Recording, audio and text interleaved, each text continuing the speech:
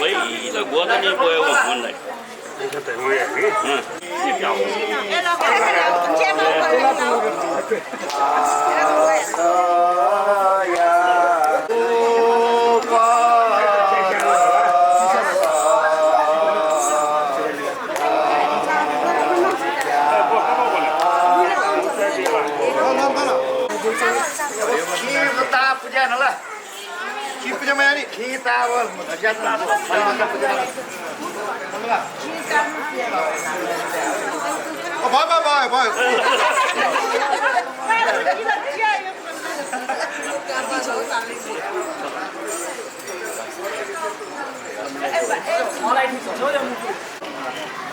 महादेवी मसेर प्रसाद नै त भन्नु त माथि मातालाई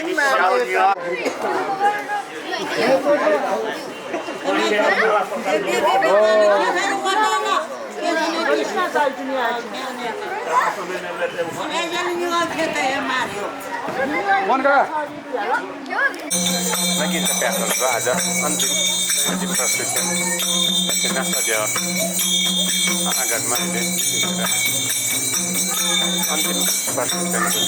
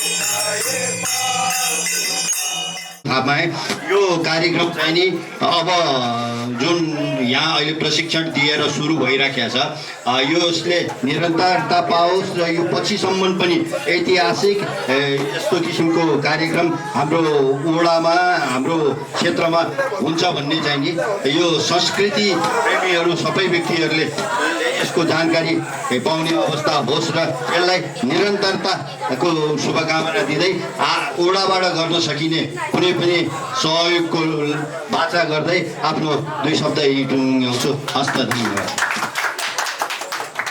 सायद 13-14 सालतिर भारतको त्यो बनारस विश्वविद्यालयतिर चाहिँ प्रदर्शनीमा लगिएको र आज हाम्रो धार्मिक सांस्कृतिक एउटा किसिमको तपाईँको सामञ्जस्यता हेर्नुहोस्।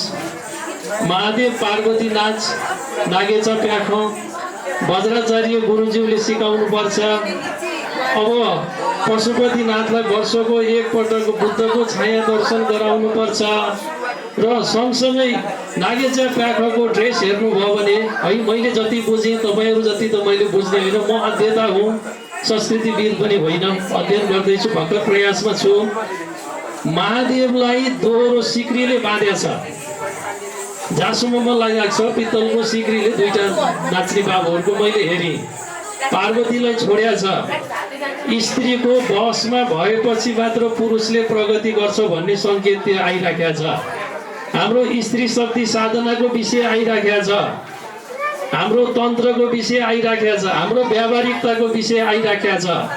मेरो नम्र निवेदन के छ वडाध्यक्षज्यूलाई, सबैलाई मेरो निवेदन के छ भने हामीले अब नाश पूजाको गर्ने त्यसको कतिपय धार्मिक कुरा बाहिर देखाउन नहुने बाहेक बाँकीलाई चाहिँ हामीले के गर्नु पर्यो भने पर्यटकीय प्रवर्धनतर्फ लाग्नु पर्यो। हाम्रो यस्तो राम्रो चिज छ, अब हामीसँग सबै छ, हामीले प्रदर्शन गर्न जानेनौँ अथवा हामीले देखाउन नजान्दाखेरि मात्र यो बिग्रिराखेको छ। र काठमाडौँ उपत्यका तन्त्रको थलो, नाच पूजा नगरिकन नाच सुरु हुँदैन। हाम्रो नाचदेय अपस्मार पुरुषमाथि नाच्दैन, फेरि धरतीमा नाच्छ। ल विचार गरौँ। पशुपतिमा 10औं शताब्दीको ब्रह्माको मूर्ति, हजुरहरूलाई म अनुरोध गर्छु, ब्रह्मेश्वर महादेव लेखिदिइराखेको छ। खास ब्रह्माको मूर्तिमा पश्चिमपट्टि भित्तामा हाम्रो नाचदेवको सबभन्दा पुरानो मूर्ति छ। खजुराहोको मन्दिरकै रेप्लिका जस्तो बनाइएको छ। अनि हाम्रो महादेव नन्दी सँगसँगै नाच्छन्। अपस्मार पुरुषको कुरा छैन। हामीले त्यहाँनिर के गर्यौँ भन्दा राक्षसी प्रवृत्तिलाई जितिसक्यौँ। अहिले भर्खरको मात्र यहाँ चाहिँ चाबही यहाँको खास चाहिँ पुरानो चिज चाहिँ के छ भने यलम्बरको राज्य भन्ने अर्थ हुन्छ। त्यो यलम्बरको राज्य भएको हुनाले यो ठाउँमा चाहिँ के छ भने यलम्बरकै जात्रा बढी हुन्छ। अब तपाईँहरूले चाहिँ के छन् किराँत राज्यको समयमा हाम्रो चाहिँ किराँतेश्वर भन्ने त तपाईँले शिवजीको मूर्ति त देख्नुभएकै होला।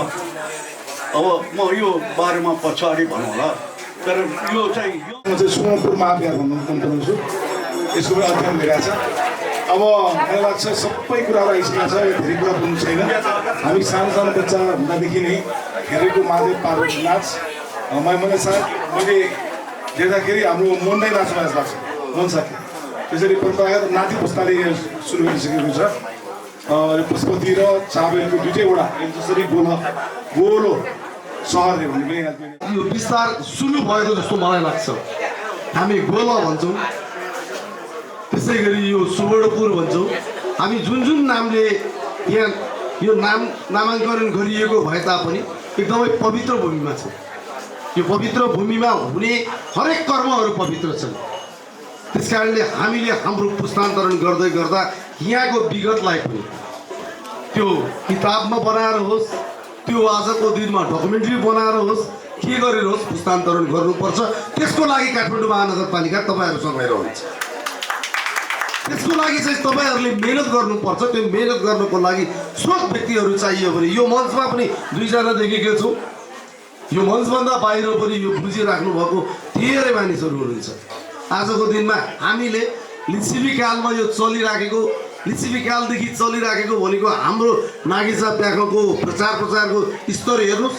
त्यसै गरी ठिमीमा भएको अहिले नयाँ नागिचा प्याखोको त्यो नाच हेर्नुहोस्, त्यसको डान्स हेर्नुहोस्, त्यसको प्रचार हेर्नुहोस्। प्रचारले कहाँ पुर्याउँदो रहेछ। हामीले किन हाम्रोमा पार्वती बन्ने पनि केटै बन्छ भन्ने विषय पनि त बाहिर ल्याउनु पर्ने होला नि त। किन हामीले 4 वर्षमा 5 वर्षमा हामी प्रत्येक पटक हाम्रो चाहिँ कलाकारहरू फेर्दै जान्छौँ भन्ने कुराहरू पनि त बाहिर ल्याउनु पर्छ होला नि त। हामीले पार्वतीको रूपमा स्त्रीलाई नै नचाउन मिल्ने भइदिएको भए त 60 वर्षसम्म पनि उहाँले नै नाच्नुहुन्थ्यो होला नि त। त्यो होइन, यसको पनि कारण छ। त्यो कारणहरू पनि त्यो पुस्तकमा, त्यो डकुमेन्ट्रीमा आउनुपर्छ जस्तो मलाई लाग्छ। यसमा चाहिँ यो गाउँहरूले सिकाउने काम गर्नुभएको छ। यसलाई निरन्तरता दिनको लागि काठमाडौँ महानगरपालिकाको तर्फबाट अझ विशेष गरी वडा नम्बर 8मा दर्ता भएको यो संस्था कर्मक्षेत्र 7 र 8मा मिलाएर गर्ने यो संस्थालाई बजेटको कारणले फर्केर हेर्नुपर्ने अवस्था आउन दिने छैन। तर बजेटले मात्र सबै कुरा हुँदैन। अघि नै विमल दाइले पनि केही कुरा जोड्नु भएको छ। यो बजेट भनेको आजको दिनमा चाहनुभयो भने हरेक व्यक्तिले घरबाट 1 वर्षको यो कार्यक्रम धान्न सक्ने अवस्था छ। हामीसँग त्यो आर्थिक अवस्था हैसियत सबैसँग छ। यहाँ उपस्थित गर्नुभएका सबै दाजुभाइहरूले चाहनुभयो भने यो 1 वर्ष यो जात्रा म सम्हालिदिन्छु भन्ने सक्ने सबैसँग त्यो हैसियत छ, सबैसँग त्यो मन पनि छ। तर सरकारी बजेट आउने भन्दैमा, सरकारी बजेट आयो भन्दैमा त्यो बजेटले मात्र काम गर्दैन। त्यो बजेटलाई व्यवस्थित रूपमा सञ्चालन गरेर त्यो बजेटले काम मात्र अगाडि बढाउनलाई सहज मात्र बनाइदिने हो। त्यो बजेट ल्याउने संस्थाले, पठाउने संस्थाले यो संस्थालाई हस्तक्षेप पनि गर्न मिल्दैन, गर्दा पनि गर्दैन। दोस्रो कुरा, त्यो बजेट आइसके पछाडि त्यो बजेट तलमाथि गर्दैन भन्ने कुरामा पनि हामी विश्वस्त छौँ। बजेट एउटा साधन मात्र हो, साध्य होइन। त्यसकारण तपाईँले त्यो बजेट तपाईँहरूकै हो भन्ने बुझ्नु पर्यो। आउने बजेटलाई पारदर्शी बनाएर अनि यो भित्र जति पनि सहभागी हुने खलपुच गुडीगानाको जति पनि आदरणीय व्यक्तित्वहरू हुनुहुन्छ हो, जो बच्चाहरू आज यहाँ दीक्षित भइराख्नु भएको छ, जसले आज यो प्रशिक्षणमा भाग लिइरहनु भएको छ, हो त्यो प्रशिक्षणमा भाग लिने बच्चाहरूलाई पनि प्रशिक्षण सकियो होइन। उहाँहरूको परिवारलाई पनि यो प्रशिक्षणमा यहाँ पठायो, तपाईँको काम सकियो होइन कि। उहाँहरूलाई पनि कमसेकम हामीले सम्मान निरन्तर गर्नुपर्छ। मेरो काम सकियो, अब तपाईँहरूको काम छैन, जानुहोस् होइन। निरन्तर उहाँहरूसँग सम्पर्क गरेर उहाँहरूलाई पनि यो संस्थाप्रति, यो नाचप्रति, यो हाम्रो परम्पराप्रति चाहिँ अपनत्व आउने गरी सँगै लिएर हिँड्नुपर्छ जस्तो मलाई लाग्छ। अरू कुरा धेरै कुरा भन्नु केही छैन। तपाईँहरूले मिहिनेत गर्नुभएको छ। यो विगत वर्षमा लगभग 5-7 वर्ष बन्द पनि भएको, म परमान दाईको पालोमा बन्द भएको, फेरि परमान दाईहरू नै लागेर जलद दाईलाई बिर्सिनु हुँदैन। आजको दिनमा जलद दाईले पनि धेरै मिहिनेत गरेर यो एउटा हराइसकेको, झन्डै गुमनाम हुने अवस्थामा पुगिसकेको यो नाचलाई चाहिँ फेरि हामी सबैको अगाडि ल्याएर हाम्रो यो ठाउँको पहिचानलाई जोगाउनको लागि पहल र प्रयास गर्नुभएको छ।